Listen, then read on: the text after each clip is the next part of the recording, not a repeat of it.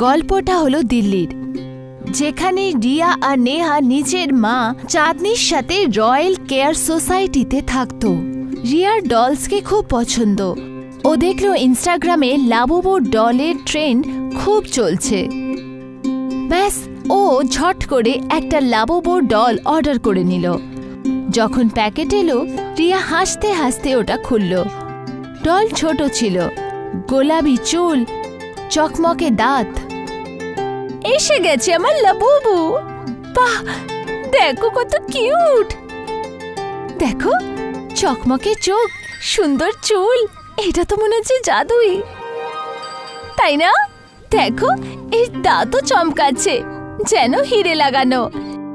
এটা হলো আমার লাবুবু কুইন। রাতের সময় রিয়া লাবুবু ডলকে বেড সাইড টেবিলে রেখেছিল আর শুয়ে পড়েছিল। রাত কেটে যাচ্ছিল। আর সকালে যখন রিয়া উঠল, তো দেখল যে ডলের পজিশন একটু বদলে গেছে, যেন কেউ ওটা ঘুরিয়ে দিয়েছে। হতে পারে হয়তো আমি ভুল করে ঘুরিয়ে দিয়েছি। রিয়া লাবুবুর দিকে মন দিয়ে দেখল, তো মনে হলো যেন ও ওকে গভীর ঠান্ডা নজরে ঘুরছিল। রিয়া খুব একটা মন দিল না আর ঘর থেকে বাইরে বেরিয়ে গেল। সন্ধ্যের সময় রিয়া বাড়ি ফিরল, তো দেখল যে টেবিলে লাবুবু নেই। আমার লাবুবু কোথায় গেল? নেহা, তুই কি আমার লাবুবু নিয়েছিস? না তো, আমি তো ছুঁইও নি।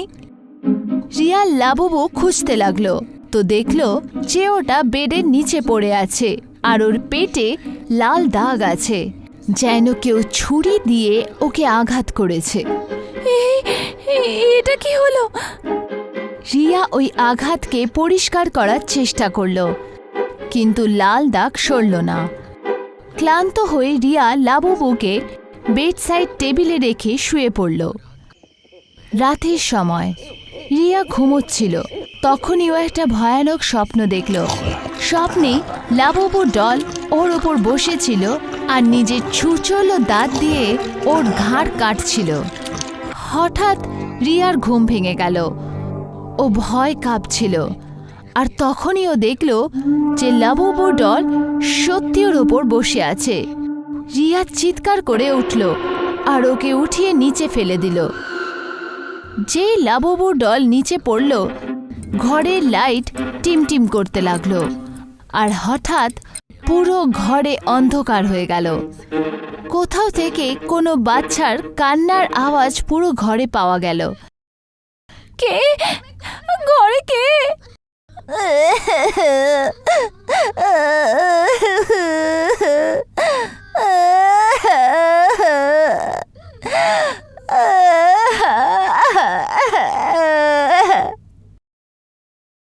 রিয়া তাড়াতাড়ি লাইট অন করলো, তো দেখলো যে লাবুবু ডল আবার সেই বেড সাইড টেবিলে রাখা আর ওর চোখে জল পড়ছে। এটা কি করে হতে পারে? আমি এক্ষুনি এটা নিচে ফেলেছিলাম, এটা টেবিলে কি করে এলো? ভয় রিয়ার নিঃশ্বাস জোরে জোরে পড়তে লাগলো। নেহা, নেহা! রিয়ার চিৎকার শুনে নেহা আর ওর মা দৌড়ে এলো।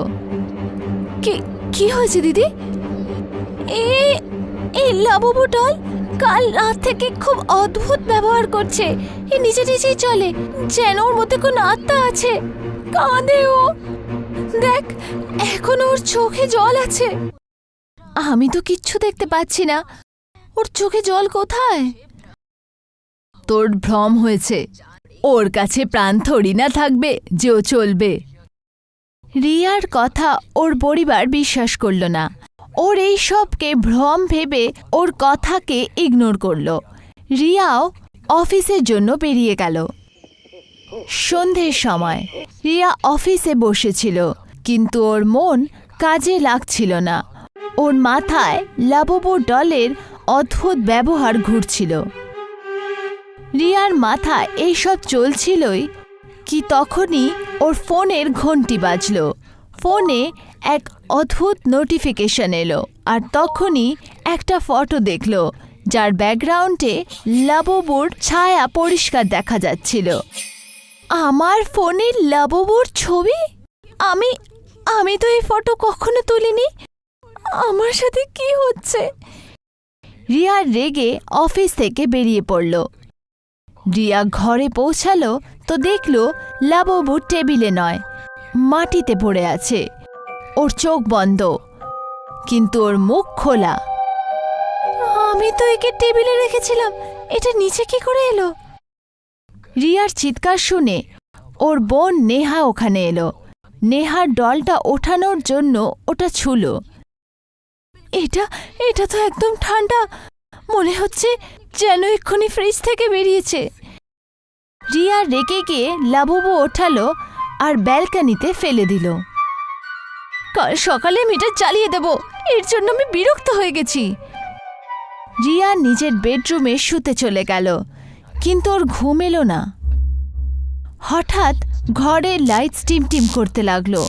অন্ধকারে রিয়া বিছানায় কিছু ভারী বুঝতে পারল। ও ভয় পেয়ে গেল। টিমটিমাতি লাইটে রিয়া দেখতে পেল বিছানার কোণে একটা ছেলে বসে আছে, যে ওকে দেখে ভয়ঙ্কর হাসি হাসছে। কে তুই? রিয়া নিজের ফোনের ফ্ল্যাশ লাইট অন করলো তো দেখল ওখানে কোনো ছেলে নেই, বরঞ্চ লাবুবু ডল আছে। তার চোখ লাল আর ও রিয়াকে দেখে ভয়ঙ্কর হাসি হাসছে। লাবুবু একটা থাপ্পড় দিল। যে ওকে থাপ্পড় মারল, রিয়ার হাত থেকে রক্ত বেরোতে লাগলো। রিয়ার হাত থেকে যে রক্ত মাটিতে পড়ল, লাবুবু সেটা চাটতে লাগলো।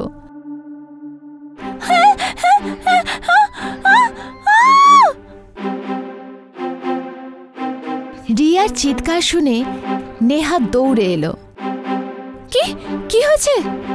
কালকে রাতে আমি একে ব্যালকনিতে ছুঁড়ে ফেলেছিলাম, দেখ আবার নিচে থেকে চলে এসছে। নেহা দেখল লাবুবুর চোখ আস্তে আস্তে চমকাচ্ছে, ওর ছোট ছোট পা নড়ছে আর ঘরে কোনো বাচ্চার হাসি শোনা যাচ্ছে। আমার মনে হচ্ছে ওর ভেতরে কোনো আত্মা আছে, ওকে জ্বালিয়ে দিই। নেহা রিয়া লাবুবুকে ব্যালকনিতে নিয়ে গিয়ে জ্বালিয়ে দিল, কিন্তু যেই রিয়া জ্বালানোর পর বাড়ি ফিরল, ও দেখল যে লাবুবু আবার ওর বেডের নিচে পড়ে আছে। তুমি আমাকে জ্বালিয়ে শেষ করতে পারবে না।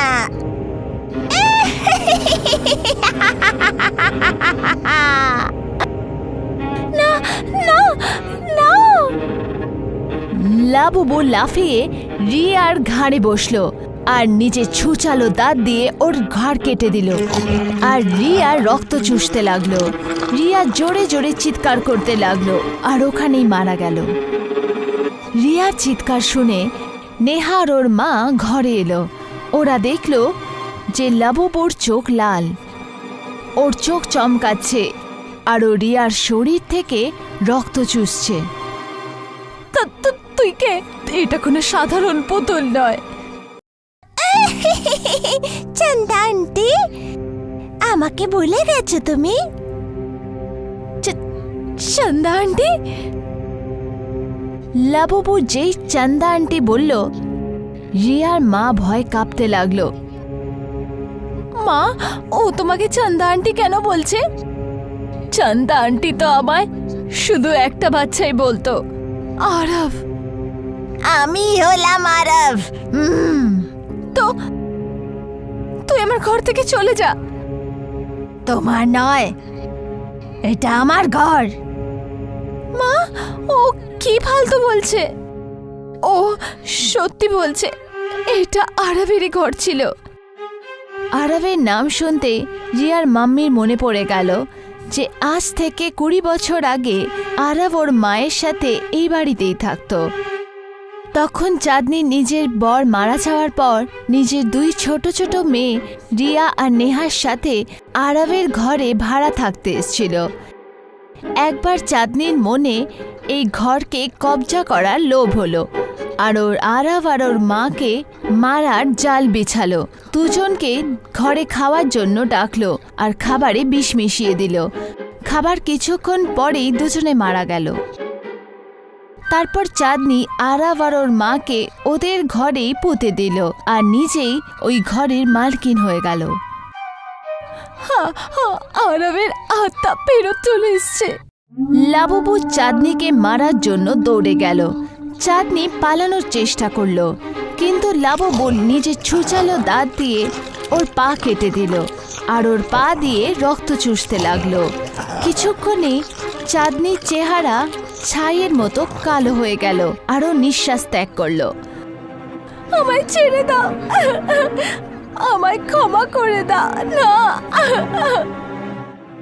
নেহা পালাতে লাগলো। তখনই দরজা নিজে থেকেই বন্ধ হয়ে গেল আর লাবুবু হাওয়ায় উড়তে উড়তে নেহার চেহারার সামনে এলো। আমায় ক্ষমা করে দাও, প্লিজ যেতে দাও আমায়। না, এখন তুমি এখানেই থাকবে আমার সাথে। না না না।